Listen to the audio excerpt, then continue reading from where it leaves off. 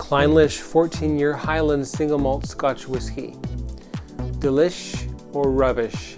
Stay tuned for the Whiskey Whistle.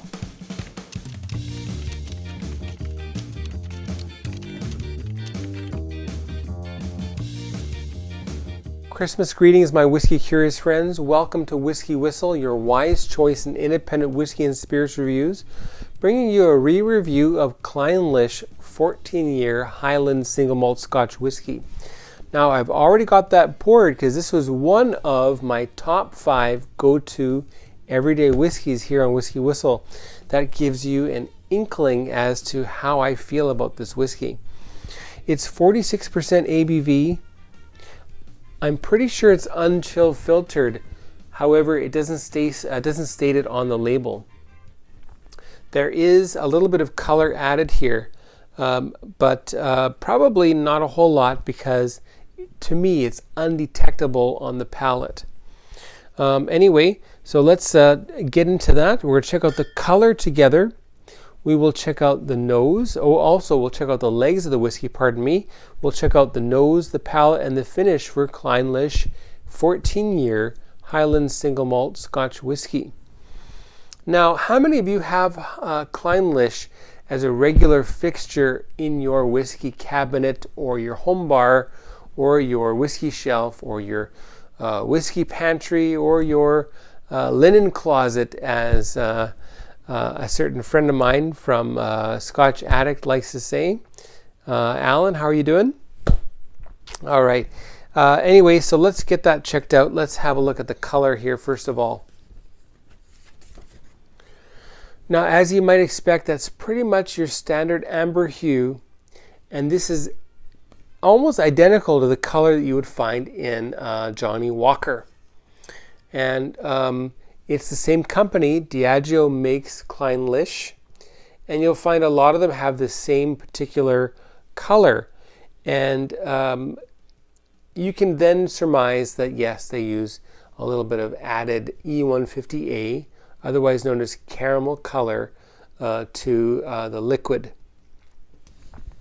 We all wish they didn't, and perhaps one day they won't.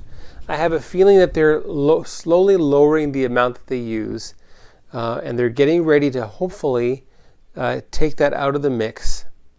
So we'll see what happens. Now, this is the backbone of Johnnie Walker.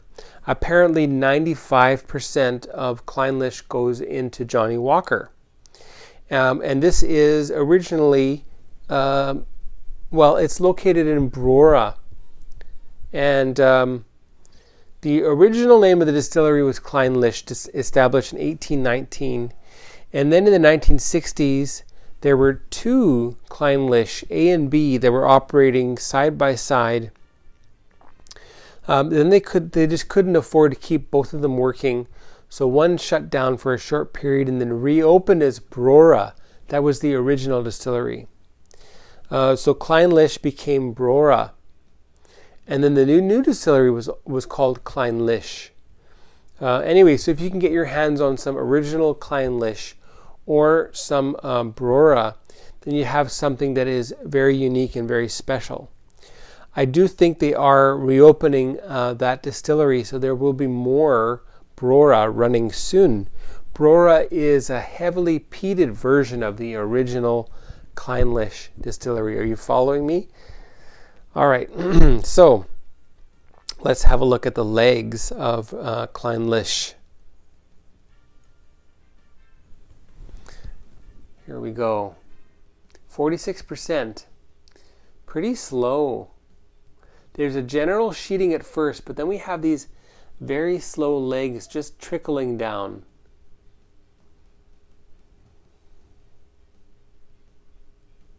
Interesting. And according to my tastings of this, being my second bottle, definitely a waxy, mouth-coating mouthfeel. Okay, onto the nose.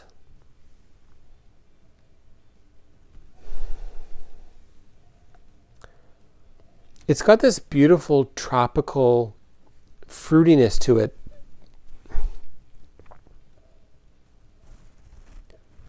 and a little bit of something like a white pepper or pink peppercorns.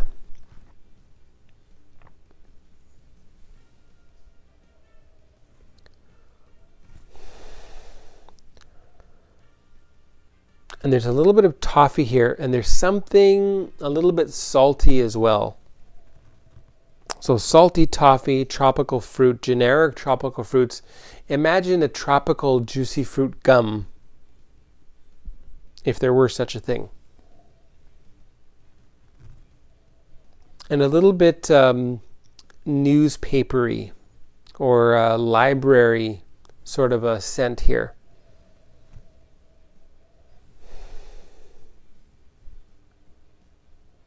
All right, onto the palate. Cheers, everybody.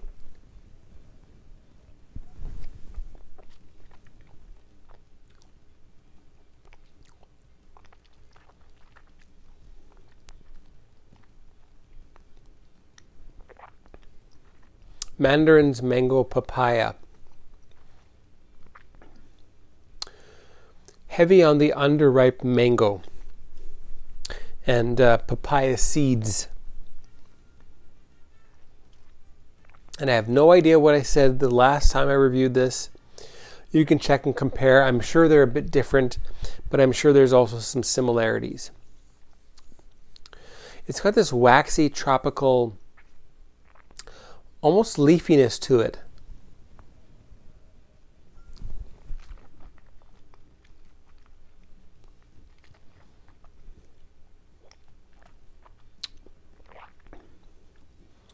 A little bit of cilantro. Yeah, slight soapiness, cilantro type of flavor. Green, you can just think of that as a general green scent or flavor.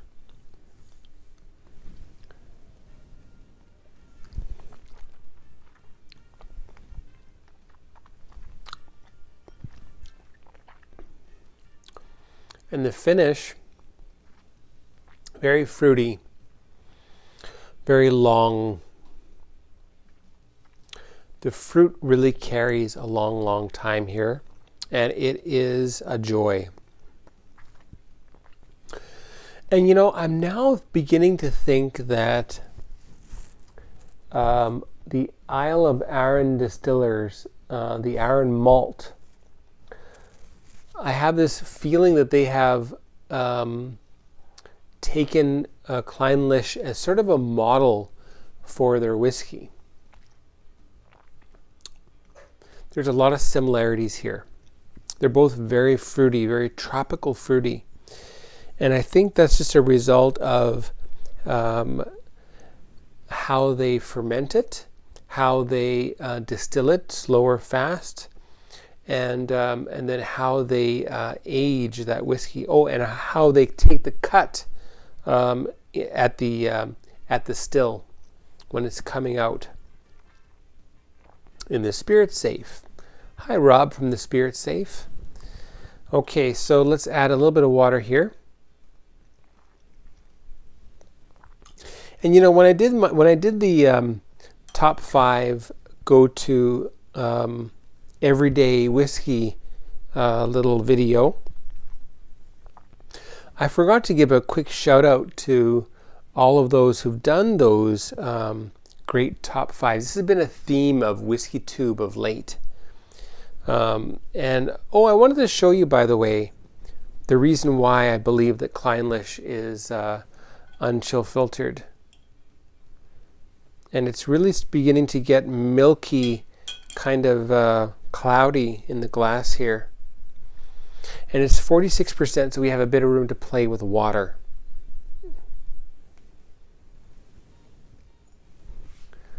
There, now I don't know if you can see that already, but it's already beginning to get a little bit opaque.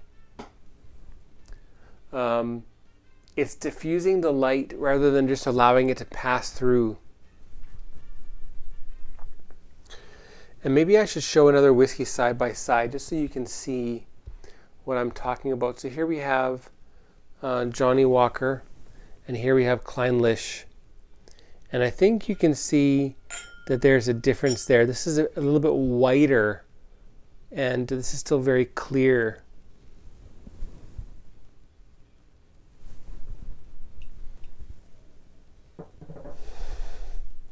Add a couple of dashes of water. I really want to show this to you. About a year ago, I guess 10 months ago, I was invited onto Aquavite's channel, and we had a nice live together talking about Johnny Walker. And I opened this bottle, so that tells you when I opened it 10 months ago already, and showed very clearly how unclear this whiskey gets. It's still hard to see there, but it's no longer clear. I cannot see through it anymore.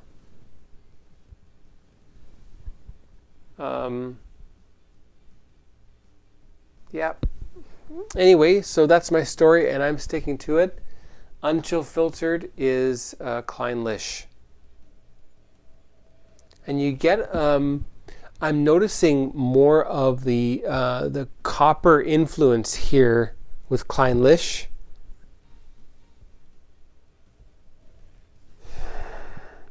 And I think that's part and parcel to this tropicalness.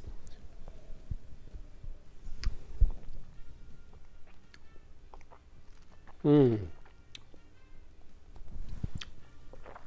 with that much water added, still luscious and fruity. Juicy fruit, tropical fruit. Little bit of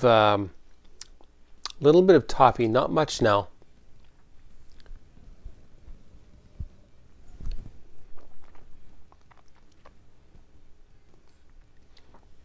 And I'm not noticing salt per se, but papaya has a slight salty aspect to it.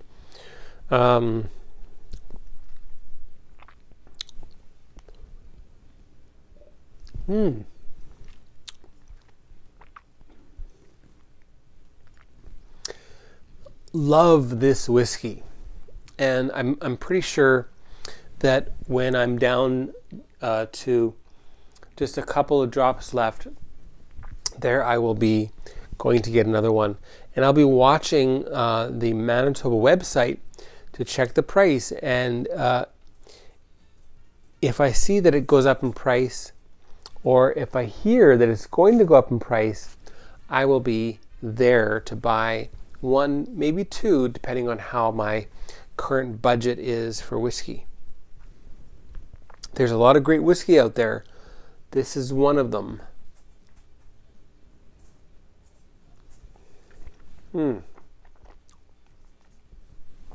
All right.